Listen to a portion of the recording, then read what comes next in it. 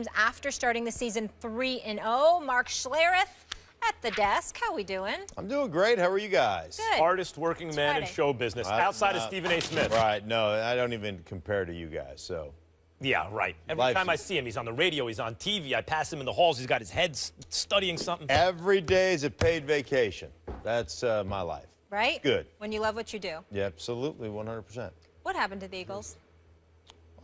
Listen, they started off, obviously, they started off great. Everybody's on the Wentz wagon. There's no question about that. Defense is much better than it was. I think a couple of things. The way teams are playing the Philadelphia Eagles, I don't think anybody is truly threatened by their receiving core. Yeah. And so I think you're seeing a lot of man coverage. You're seeing a lot of opportunity taken away from the Eagles in the passing game because they're not threatened there. So I think it puts a lot more pressure on the rest of that offensive football team. Plus, they lost their starting right tackle, who's a really good tackle in Lane Johnson. So they've had some issues on the offensive side of the board. But I think it really comes down to the way teams have evaluated them after those first 3 games, what their weaknesses are, and taking away the strengths of that football team and making them beat you in the passing game versus man coverage, and they just haven't done it consistently enough. Look, what Mark Schlereth has forgotten about football, I'll never know.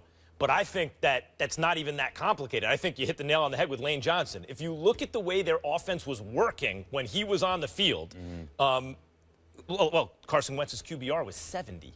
And since he has not been on the field, it's 26. I mean, that correlation, that doesn't mean it's the only factor, but whoa. You lose that guy off the offensive line and the quarterback goes from he's playing at MVP level to he's a scrub, basically, without him. I don't mean he is, but the level of production, I think that tells the story. The defense is about the same, more or less. Right. But as soon as they lose their elite offensive linemen, the offense, goes down the drain. Yeah, there's no question that that's a big factor in it, and it's like many things when we talk about the ratings of the NFL. Why are the ratings of the NFL down? Yeah. Well, there's a lot of different factors that contribute to those ratings going down, just like there are a lot of factors that go on this offense, Lane Johnson being a big part of the reason they're struggling right now. But also, like I said, I don't believe they have a true separation guy. And anytime you game plan to play a group, a team, you're a defense, you're always trying to essentially, like the New England Patriots say, make you play left-handed. Let's take away their strengths and let's make them play to their weaknesses. And I think a lot of teams are making them play to their weaknesses by, like I said, using some man coverage, and they're not threatened by that receiving core really going off on them. And so they take a lot of the stuff away that they can do. Well, it's interesting that you bring that up because that's been my focal point about the Philadelphia Eagles all year long, particularly for the last 5 weeks in which they've lost. All you have is Jordan Matthews. He's got 507 yards receiving. If you look at the rest of the receivers right here, you've got Aguilar. He's got 257 yards receiving. You've got, who is this kid? Zach Ertz. Zach Ertz, along with Brent Selleck. Once upon a time, Schlereth, correct me if I'm wrong, it was all about the tight ends, particularly when you look at a New England and you see Gronkowski, back in the days with Aaron Hernandez. Now you got Martellus Bennett. You see what the Steelers would love to do if Ladarius Green could stay healthy, along with the kid that they also have there now. You look at a lot of these teams and you want to utilize the tight ends because, you got somebody that you could throw the ball to the middle of the field in between the seams. And obviously in short yardage situations, it enables you to get rid of the ball quickly.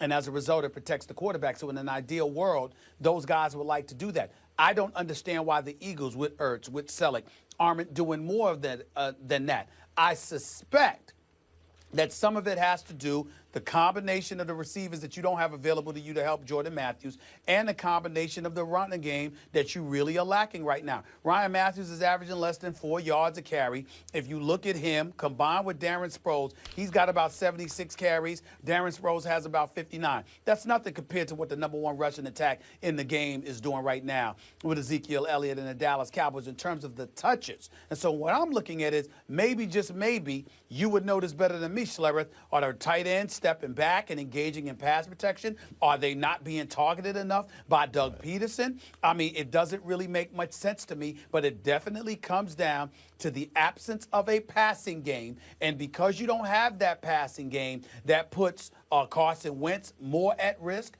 It ultimately enables them to get off the field. It's putting their defense on the field more, and ultimately they're wearing down, and I think that's a problem for them. Yeah, I think, and you bring up a good point, but I think when you're talking about tight ends, all tight ends are not created equal. And everybody likes to talk about the 2 tight end formations that the New England Patriots trot out there all the time. Yeah. Well, let's just not forget that you're trotting out 2 freak shows. Athletically, absolute freak shows. Both Bennett and Gronkowski freak shows because they can split out away from the formation. So when you see that, and those 2 guys, you have to understand they can be in line. They can be motion across the formation, wham guys, trap guys, lead guys, block on the backside of a formation, block on the front side of a formation. So they open up your whole running game, and you have to look at that as a threat as a defense. But they can also explode out of those formations and get matchups one-on-one at tight ends, on safeties, on linebackers, and they can exploit you there.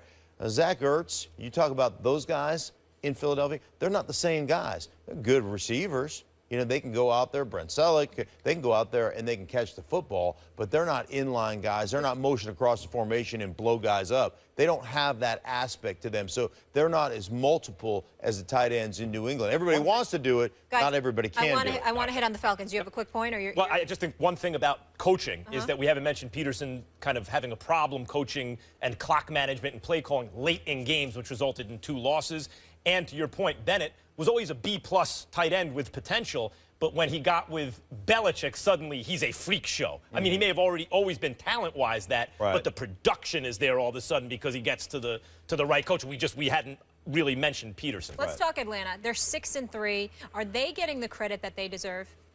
Oh, Or the respect? I believe so. I think inside the walls of NFL, I mean, I think we look at them and say, well, a year ago they were what, 5-0, and then they really struggled down the stretch. I think right now you look at them differently. In the last 5 games, 16 sacks. I believe that's 3rd in the league. This is a team that couldn't sack the quarterback a year ago, didn't sack the quarterback early until they met the Denver Broncos and tore them up. So they're a different football team, offensively more weapons and more balance. And you know, I think the rapport between offense coordinator Kyle Shanahan and Matt Ryan has grown to where all of a sudden last year it was Matt Ryan can't operate this offense. He's washed up to Matt Ryan MVP chance. Yeah. You know, it's completely changed. But I think in the walls of NFL analysts and NFL general managers, they'll tell you this is a really good football team. Stephen A.?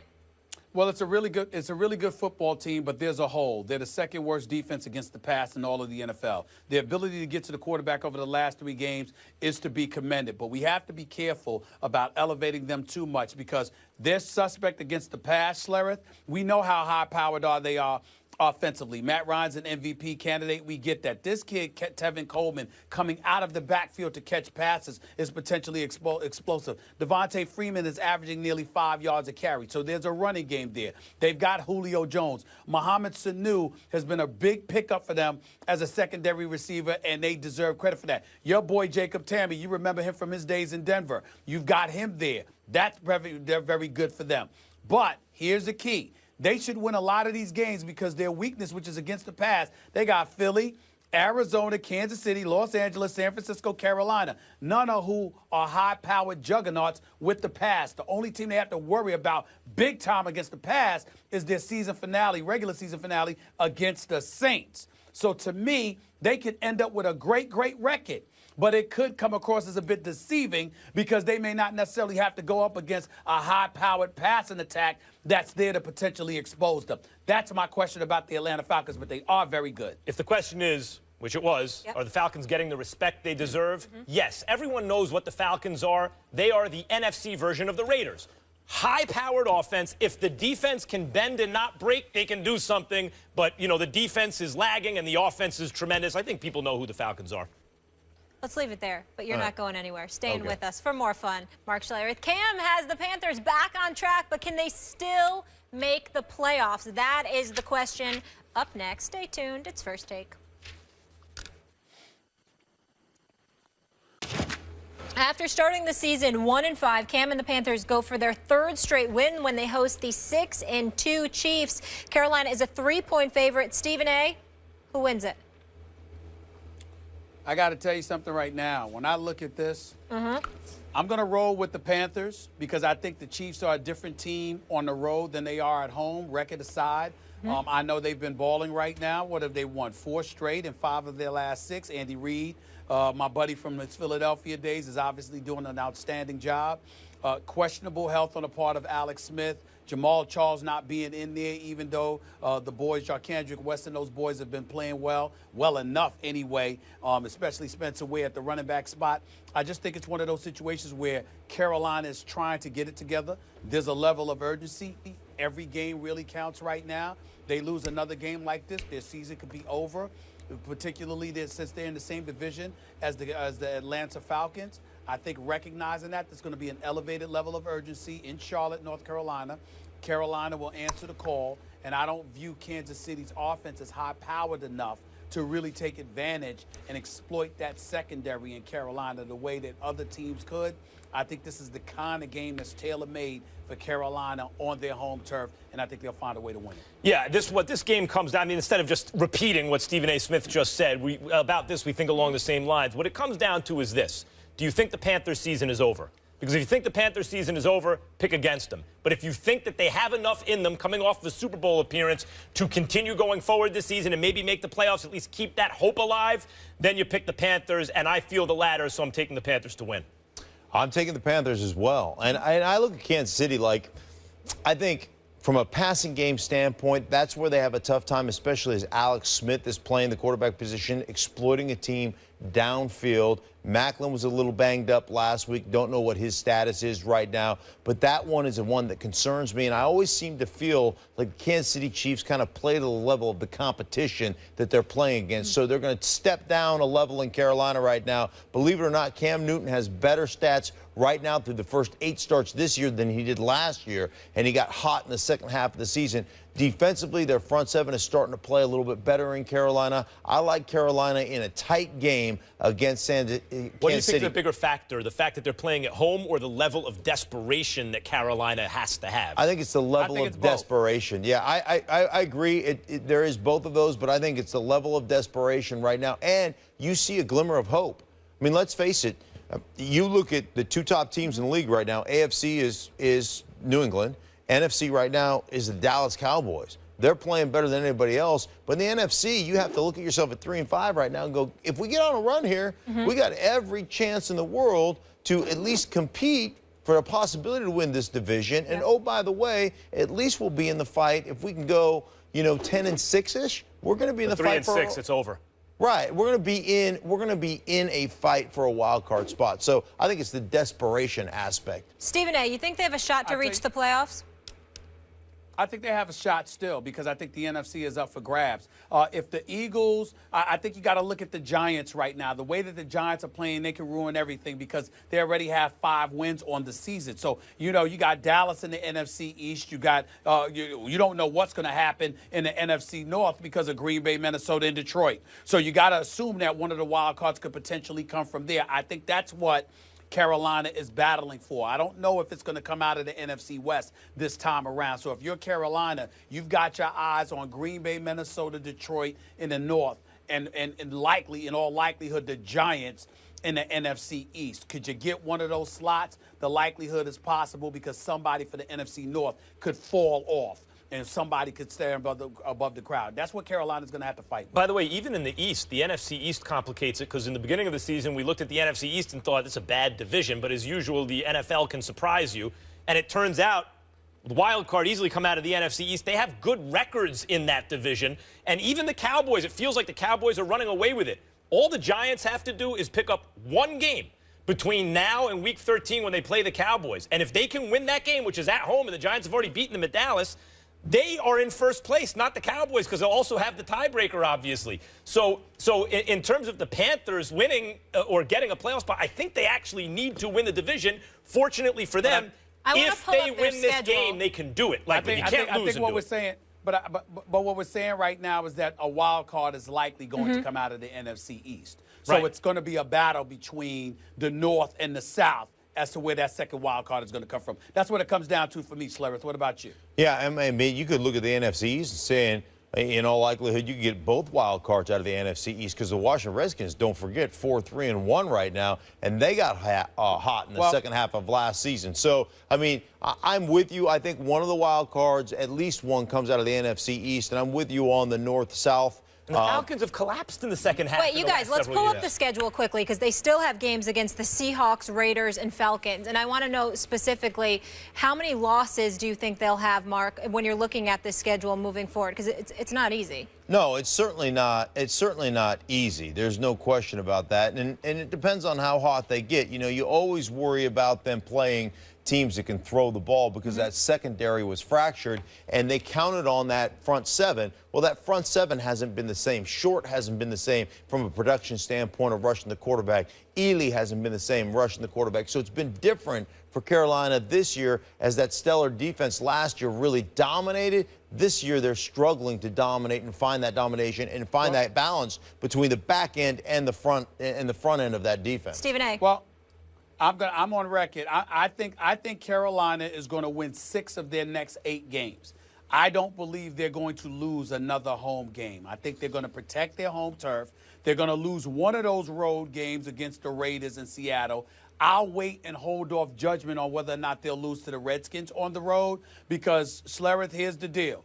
The Redskins and their fan base got a little bit sensitive when I got to call them out a few weeks ago. They came back at me pretty hard, and they haven't won a damn game since. So this is what happened to them, Schlereth. You know, they came at your boy, and now bad luck is coming their way. I have a question for Schlereth real quick. I think they're going to overcome it this weekend. I think the Redskins will get something done this weekend. We'll see. But right now, bad luck is staining them a little bit. Real quick on the Panthers. So how much of that, like, from the media's point of view, right? Like a fan or someone in the media looks at the Panthers and said the story here is, how much championship metal do they have, right? They just got to the Super Bowl. They won the NFC. This is now a test to me, sitting back and watching this, of do they have that championship metal? Is that all nonsense, or is there something to that? No, I think there's definitely something to that. I mean, we always talk about learning how to win, learning how to get over the top in tight situations. I think the biggest thing with the Raiders, I think we all thought the Raiders were really talented last year. They still ended up, what, 8-8? Mm-hmm. But this year they have learned how to win those close games. All of a sudden, overtime games in New Orleans, bam, you win a game. You know, that's what they've been able to do. Or I don't know if that was an overtime game, but it was that last play. They go for 2, whatever the case may be. They have learned